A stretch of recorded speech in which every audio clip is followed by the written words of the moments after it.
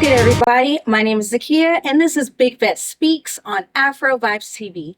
Today, I have an iconic woman who runs the Acres Home Business of Economic Development Chambers, right? Yeah, something like that.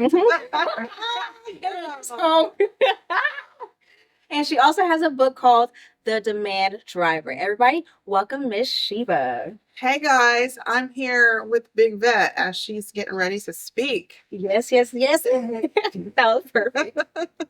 So, Sheba, tell us a little bit about who you are, where you grew up at, just your beginnings. So, I am Sheba and I grew up in Houston, most specifically in Tomball. We were just talking a little bit about how I grew up. And it was an interesting experience. I definitely felt like a uh, black spot in a sea of white, because it is a predominantly white community. Mm-hmm. But I feel like I also gained a lot of knowledge and insight as someone who was kind of observing them. Um, and so I didn't feel confident in myself, quite frankly, because nobody really looked like me. So when you grow up in an environment where you're not being encouraged to be, black, you don't really want to be, and it's I'm not saying that my parents weren't proud to be black, but they were so focused on just working and probably surviving. As an adult now, I get it, that there wasn't a lot of come here, let me hug you and make sure that you feel like a special black baby. Yeah. And I just, my mom also was relaxing my hair. So kind of reinforcing that what you look like naturally, who you are, isn't all the way right or preferred. So fast forward to, being an adult woman. Like today I went to an event and everybody was like, "Oh my God, your hair, your hair." And I was like, "Thank you. I love it." And that's such a new thing for me just within the last 6-7 years to really embrace my hair and to be proud of it and to just kind of let it be. And even this is not fully just what it looks like. I blew it out and twisted and all kinds of stuff. Yeah. So I'm coming into my own as a 42-year-old little girl. Okay. And it looks good too. She got the car. I was like, whoa, I love it. Yes, and it's long too. Your hair is super long. I'm letting it. I actually, when I first decided I was going to be natural, I was like, I want my fro to be really wide. And of course, that means long. So I'm just letting it stretch some more, We'll see what happens. I do sometimes think about cutting it though, because it's a lot to deal with. Yeah. But then I remember my why. Yeah. I want my hair to take up a lot of space. And that applies to who you are as a person too. You take up a lot of space in every room that you go to as well. You are seen in the best way. You know what I'm saying? You're like what they say, like a showstopper. When you walk to a room, all eyes on you, and the hair just kind of just a little accessory to who you already are. I appreciate that. I guess because I'm not looking at myself in that way, I wouldn't say that I felt like I was, commanding a lot of attention in any room. But thank you. I guess I am. Yes, you are. And that's actually a question I wanted to ask too. I'm glad you said that sentence, commanding attention. So whenever you give speeches or whenever you have meetings, do you naturally command the room, or is there a technique that you use? No, I had to really work myself up to being confident in public speaking. I think in certain types of settings anyway, because I don't know, I think, we were talking about this as well before we came on. I grew up in an environment where my voice was not always allowed. And I think a lot of Black people grow up in homes where it's you speak when you're spoken to. Yes. Or if I tell you, you can talk. Yeah. Then you can talk. Yeah. So you're kind of well, I'm just going to reserve my voice, my feelings, and everything. And so when I realized that I was to be speaking, I had to work on that. I did. And actually being at the chamber has helped me a lot because now when we have meetings, I don't have a problem work in the room. You know, I mean, I'm the host or MC of certain events. People book me and, you know, they want me to do it. And it's remarkable because I think at one time I was like afraid to talk and I was afraid to sing in front of people. I have trauma there too. So it's just like. You say sing or singing? Singing, yeah. Oh, you say, oh. I'll sing a little bit. Oh, I was joking earlier. She was talking about coming on with the guitar. I was like, that's what people sing, which they do. They sing or they rap, you know, they perform. I did not know you sing. Okay. Yeah, I do a little something. I've started a new segment called Society Karaoke. That's cool. Commingling it with my blog and my media YouTube and my podcast feed because I need to work on that. Same way I worked on my speaking, I need to work on public singing. Yeah. Because I just, you know, when I was a kid, I feel some type of way about telling the story because I feel like if she sees it, she's going to be like, that's not true. But my sister beat me up one time in front of some people and it was kind of like right after I had been singing a lot. So it's like I kind of connected the two that performing gets you hurt. And I was like, I ain't doing it. Y'all ain't about to hurt me. Nah, I'll keep it. So I'm working on that. Okay. Yeah. Okay. That's good. That's crazy. Well, which sister's name? My sister's name is Allison. Allison, shame on you for beating up on Sheba. Now she's gonna call me and beat me up. No, we love you. All jokes aside.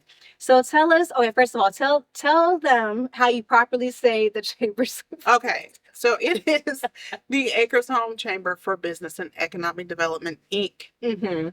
That is the full proper name. Yes, and it is a neighborhood community development corporation. Yes, and I remember when we first met. We was talking on the phone. We first met on the phone. I forgot. Someone referred me to you. Sam. There we go. Sam referred me. I have you saved in my phone as Sam's friend. You did? I do. Hey, that's kind of good because we kind of trace back because you know we meet a lot of people. So it's like, hold on, where was the connection at? I remember first talking to you. We was chopping it up. And you had me rolling. I remember you was talking about something with the trash can. You was fighting with the trash can or something. Well, I remember I could put myself in the kitchen. So yes, I was. Yes. And I remember later on I visit the chambers and I was impressed on the setup. And then we was talking about how in Acres Home, there's a lot of potential out there to live. And then you have farmers markets that you host once a month and there's other things that you do. So tell us a little bit about what the chambers does for Acres Home and how Acres Home is actually a pretty good place to live. Yeah, so our mission is to provide opportunities for business and economic development, which means creating a whole community, right? One where you can live, work, eat right there.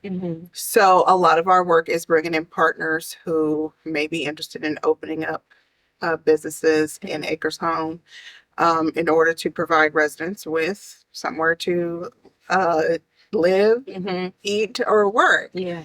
And so it's not easy because there's an image, of course, around the community that lends itself to people thinking that it's not a nice place to live. But there's a lot of places to live currently. Oh, yeah. But not a lot of places to shop. So we need to try to balance that out because we do need the people to come and move into the community. And we have a lot of empty homes. So we need those houses filled up so that we can get the HEB. Yeah. You know, that's really what we're looking for is so that we can get these stores that are like, well, we can't move in until, the property values are this or the income levels are this or that. So, we just have a lot of work ahead of us, but we do what we can to bring in partners and to encourage people to open up anything in Acres Home. And one thing that people don't know is, like you said, there's a lot of places to live. There's different hidden gems. I think we just get a bad rap for Acres Home because they'll get homes and they don't take care of it. And it kind of makes it look bad.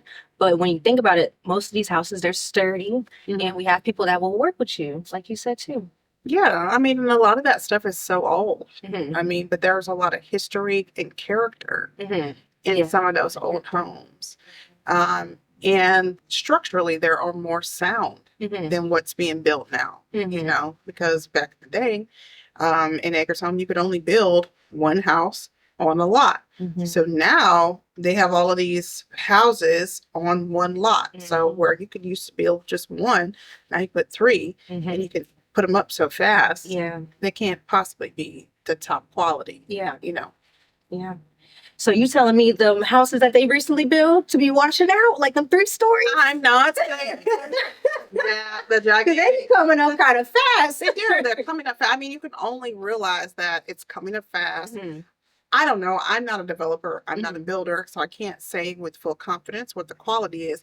But I can say that when you are a bricklayer in 1956, you are putting care into laying every brick, and you're building a brick house in acres home versus whoever's putting those houses up is trying to get them up so they can sell them. Right. So it's not like this is where my family's going to live. You know, there's a different type of energy that goes into building a home that you know your family's going to live in. Right. You know.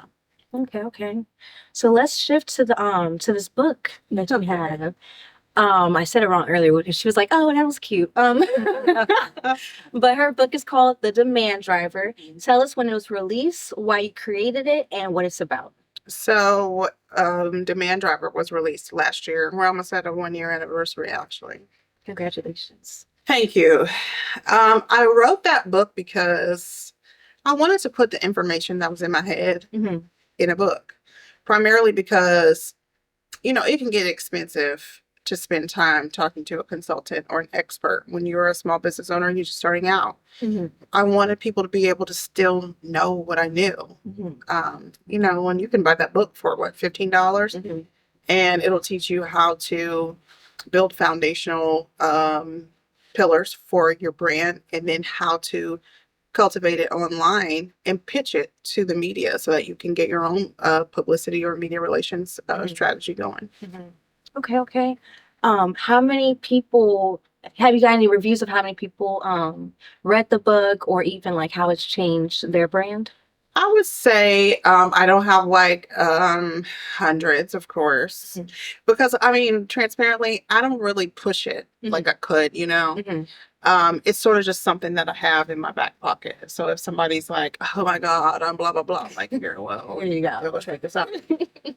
But a lot of people have told me that they really learned how to position themselves online. Like I have a client who, she had a guy who was doing her posting for her. And she was dissatisfied with his work. And she was frustrated by it. She said, "You know what? I'm just going to let him go and I'm going to do it myself." And she had read my book.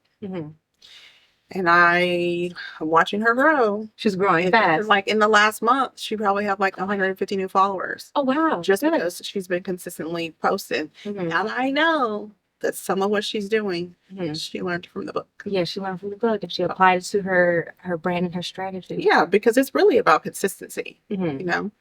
And taking the guesswork or the difficulty out of posting. Like, it doesn't have to be as hard as we make it out to be. What is advice that you can give people that are trying to post within a week? Like they should post 2 times a week, 3 times a week. What strategy would you use for someone that's starting out? It depends on what your goal is. If you want to grow rapidly, then you need to post more. And you don't need to be as aggressive if you just want to make sure that you still show up a little bit. Like if you just want to make sure that you have something once a week, just so that when people go to your page, it doesn't look like you just posted 6 months ago, you know. But think of what you can post that's like natural to you, you know.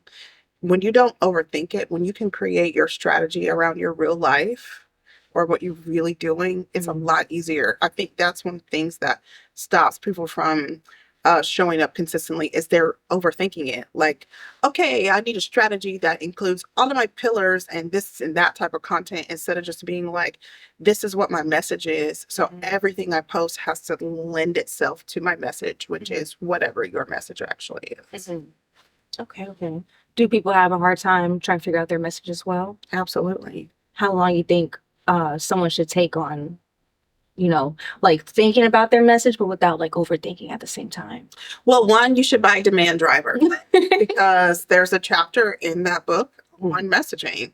And at the end of the chapter, there's, worksheet questions that will help you define your message. It shouldn't take you too long because you should know why you're doing what you're doing, what you want to communicate to your audience. And knowing those things will help you come up with the message. And the message isn't necessarily what you say. It's what you say and how you make people feel and the imagery. Like, we know this is Afrovibes TV. So, like, he took my water bottle away because that's not the message he wants to send. This is the message. Yeah. Even if I'm not saying it, this is Afrovibes TV, And also, we don't do free advertising for other, you're going to have to pay for that.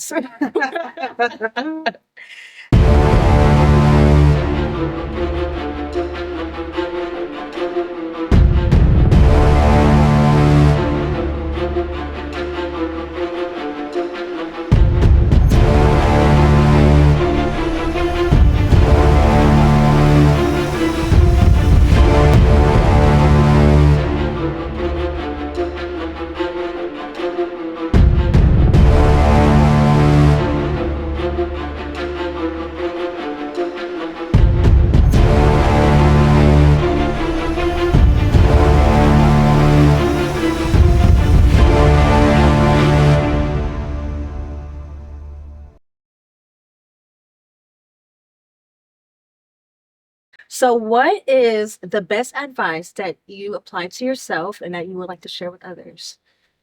The best advice that I apply to myself that I would share with others is, one, just start. But this is for people specifically who are like needing to get on camera. Who are talking, we talked a little bit about public speaking and like, how did I get confident in that space? Well, you also have to practice with your camera confidence. Like, you don't really have that problem because you show up and you're like, this is Zekia, also known as Big Vette, and whatever else name you want to be. And that is so powerful. But there are a lot of people who have something they should be saying and they are so afraid to press play. Or they press play and they're like, all right, so, okay, bye, and don't say anything. So you have to practice. So what I did for myself was, I had a small group that had a couple of women and it didn't have a lot of people. And I really wasn't trying to fill it up because I was scared, right? So it's like 2 people max. Yeah. It was just whoever was going to organically be there. I was like, I want you to be there. Yeah. So I did like 150 videos every morning. And it was also the subject matter. So sometimes it's that too. It's like, if you have imposter syndrome or if you're still learning something that you feel like you should also be sharing, you're like, oh, so I was like reading cards and like talking about, astrology and all these things that I hadn't been doing before. So I was like, people are going to think I'm weird. So I'm going to practice. So that's what I did. So I did like 150 videos with me and these 2 girls. And finally, I was like, okay, it's time for me to take this public. Yeah. So that was like half a year, right? Right. 150 video. Oh, yeah. It was every morning. Yeah. So after that, I just started, instead of making my video private, I made it public. And I mean, now I pretty much talk about whatever I want because I've talked about the weirdest thing I possibly ever could talk about.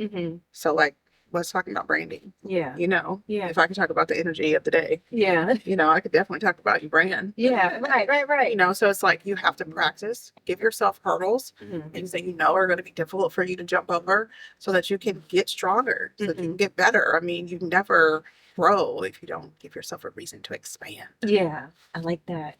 Yes. This made more powerful. Now, yes, consistency is number 1. And a support system is what I'm getting from that too.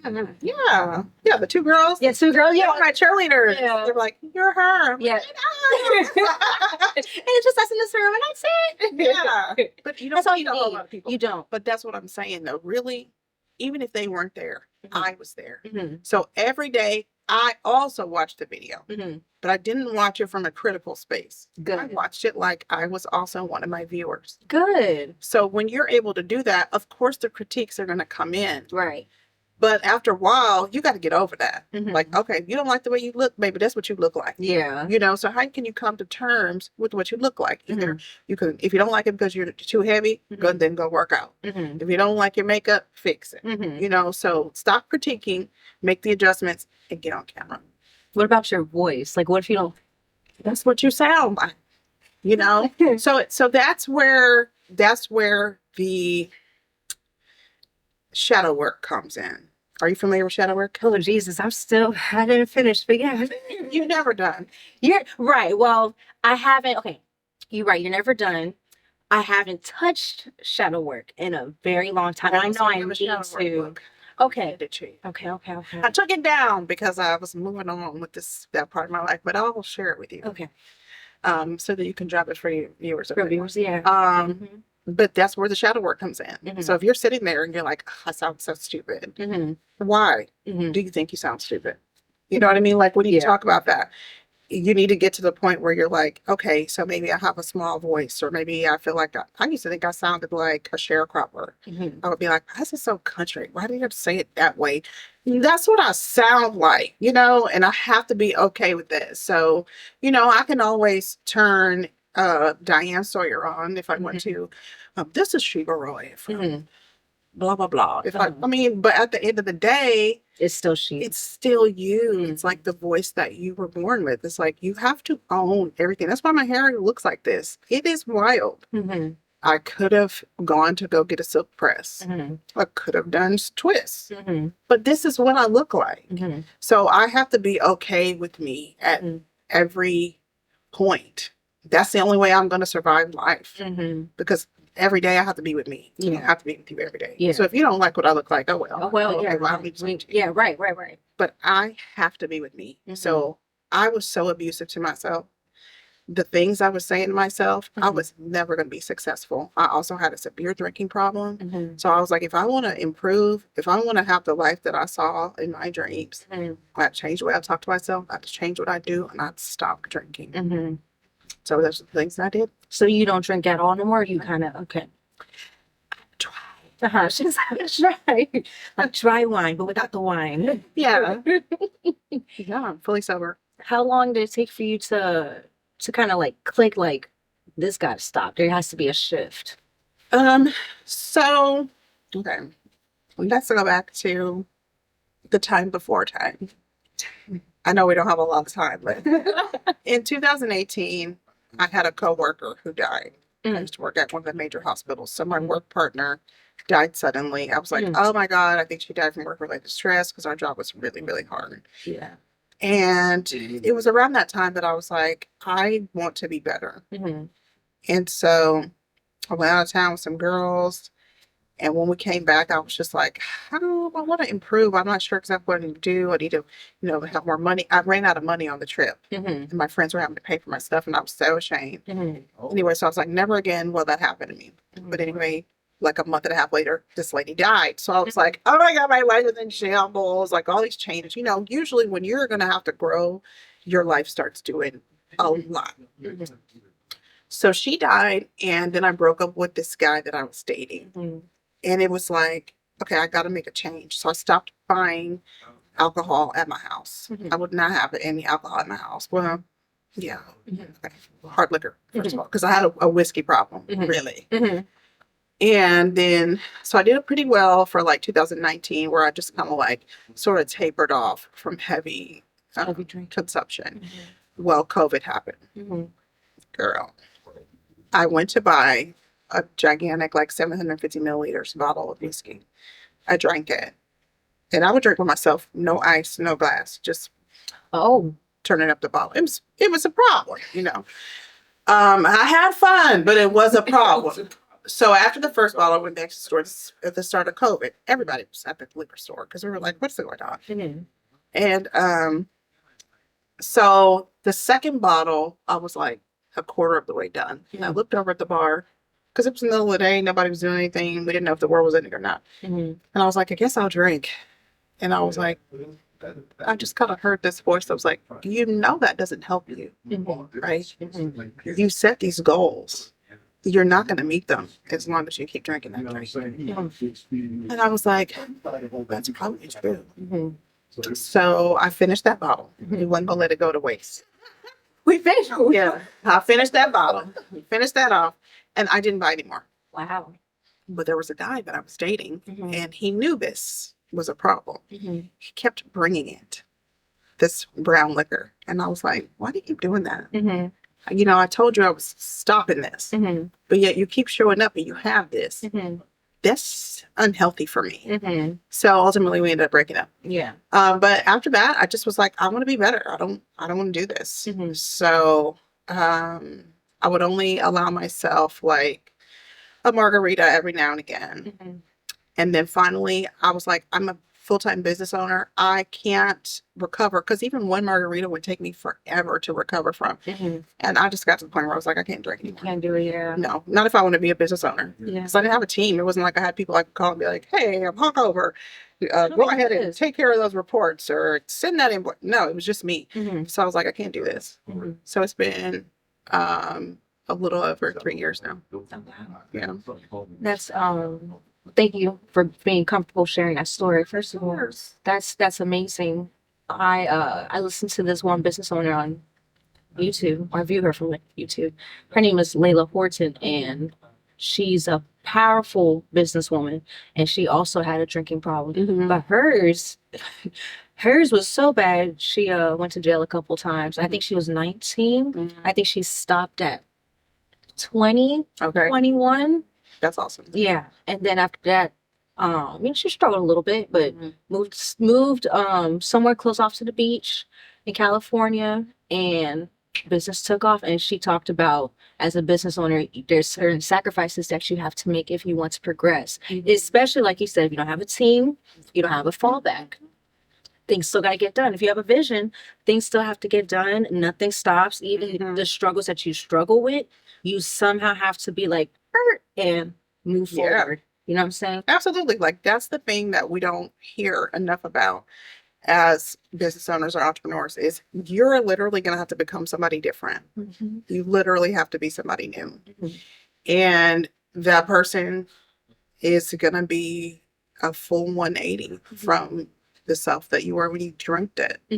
Because there's so many levels and layers to growth that come after that. Like, I'm not anywhere near the person that I was when I said, I want to be full-time entrepreneur. I was like crying in my office, going, I just want to be somebody, you know? And I mean, I appreciate her. Yeah. It wasn't her saying that cry out. Do it. I wouldn't be here. But like, if she never would have been, she would be like, first of all, let's go to the bar. Yeah. I was like, that's so release. Because did you see what happened today? Did you see those emails? We get drunk. Like, you gotta have so much resilience and just like the want to keep going, because you will want to quit. And you have to remember, can't quit. Yeah. You know? Yeah. Well, thank you for sharing that. Yeah. All right, guys, that is all for today. Thank you guys for watching. Once again, this is Sheba Roy. She has the Buck the Demand Driver, and you can catch her at the Chamber of Business and Economic Development. Something like that. Something like that. Sheba, tell them where they can find you and the Acres homepage, since I kept on butchering it. Okay, so you can find me on Instagram at Muse, M-U-Z-E, brand MGMT. And you can also find me at Divine Society Media. Also, the chamber is Acres Home Chamber, or our farmers market, which is AHC Farmers NKT. All right, thank you. Thank you so much for being here. Once again, this is Big Vette Speaks on Afrovibes TV, and we will catch you guys next time. Bye.